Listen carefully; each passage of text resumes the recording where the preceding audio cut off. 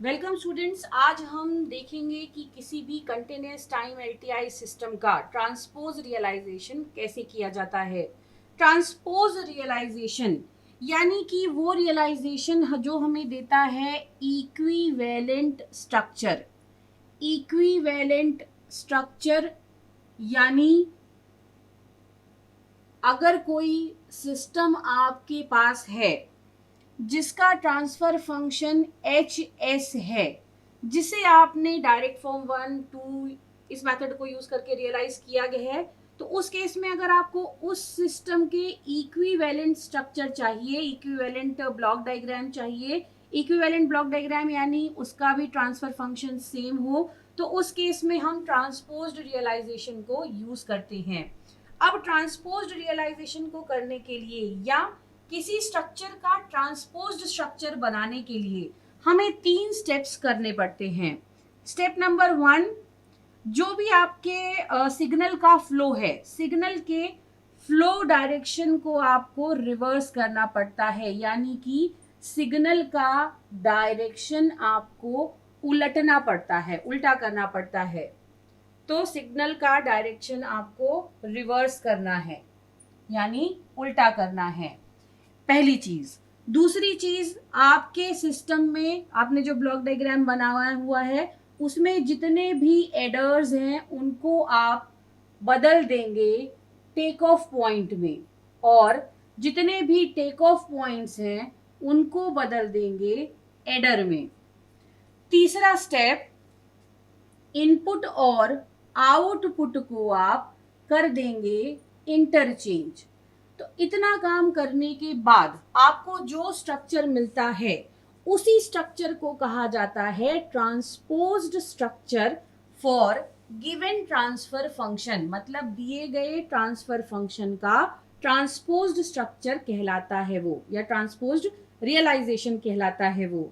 तो अब ये काम कैसे होता है, तो सपोज आपको दिया गया है एक transfer function H S is equals to S plus 9 upon S plus 11, और आपको कहा गया कि इसके ट्रांसपोज स्ट्रक्चर बनाइए। तो उस केस में अगर हम इसका सीधा ब्लॉक डायग्राम बनाए डायरेक्ट फॉर्म 2 को यूज करते हुए, तो उसके लिए पहले हम इस इक्वेशन को s की नेगेटिव पावर्स में बदलेंगे, तो हमें मिलेगा ट्रांसफर फंक्शन कुछ इतना, s की नेगेटिव पावर्स में आ गया। अब हम इसका करेंगे direct form 2 realization. Direct form 2 realization करने के लिए हम पहले पोल्स को इम्प्लीमेंट करते हैं, फिर जीरोस को इम्प्लीमेंट करते हैं।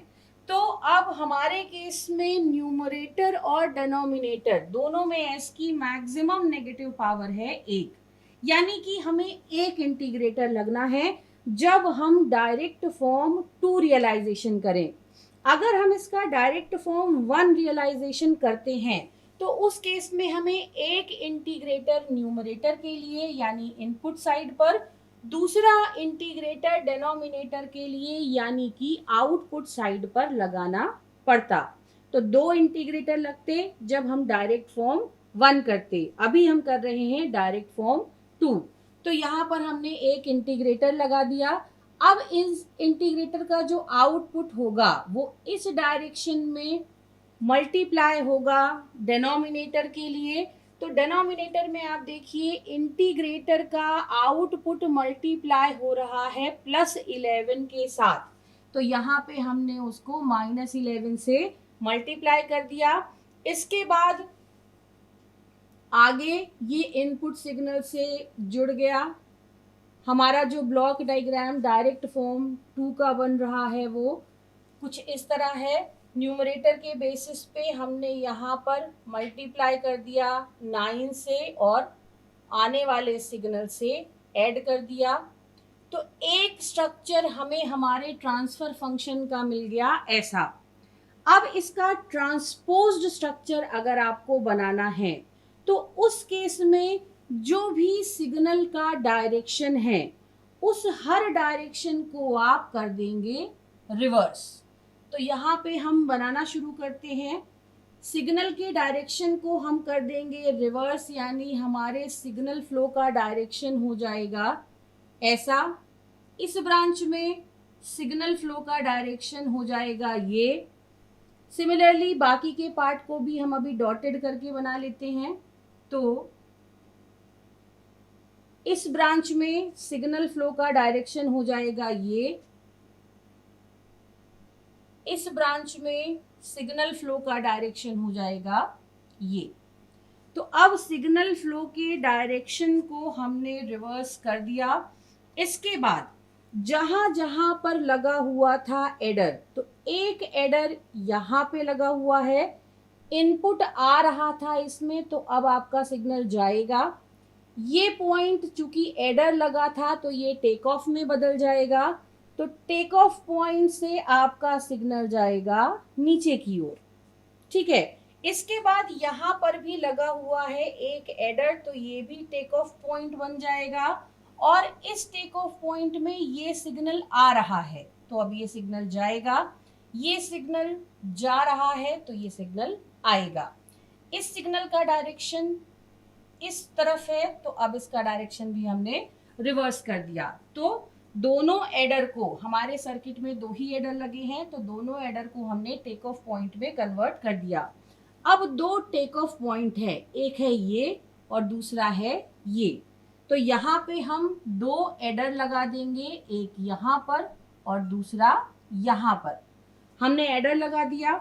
अब एडर लगने के बाद इस डायरेक्शन में यहाँ पर हमें लगाना पड़ेगा एक इंटीग्रेटर, क्योंकि बाकी के सर्किट कंपोनेंट्स को हम चेंज नहीं करते हैं।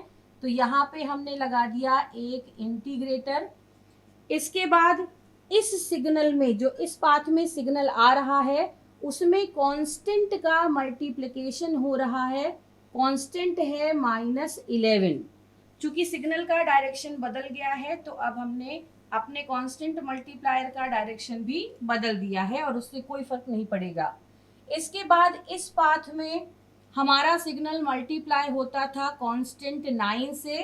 सिग्नल का डायरेक्शन रिवर्स हो गया है, तो कांस्टेंट मल्टीप्लायर का डायरेक्शन भी हमने रिवर्स मेंशन किया और ये है 9। तो अब इस पूरे ब्लॉक डायग्राम में हमने सिग्नल का डायरेक्शन बदल दिया है और एडर को टेक ऑफ पॉइंट से, टेक ऑफ पॉइंट को एडर से कन्वर्ट कर दिया है, चेंज कर दिया है। इसके बाद लास्ट स्टेज पे हम इनपुट की जगह पर रखेंगे आउटपुट और आउटपुट की जगह पर हम रखेंगे इनपुट। तो अब ये जो रियलाइजेशन हमें मिला है, इसके बदले इसको कहा जाएगा इसका ट्रांसपोज्ड स्ट्रक्चर, और दोनों का ट्रांसफर फंक्शन सेम होगा। इसीलिए इन दोनों स्ट्रक्चर्स को कहा जाएगा इक्विवेलेंट स्ट्रक्चर। तो जब भी आपको इक्विवेलेंट स्ट्रक्चर बनाना है या इक्विवेलेंट रियलाइजेशन करना है या सेम ट्रांसफर फंक्शन वाले दो अलग अलग सिस्टम्स का ब्लॉक डायग्राम बनाना है, उस केस में हम यूज करते हैं ट्रांसपोज्ड रियलाइजेशन को।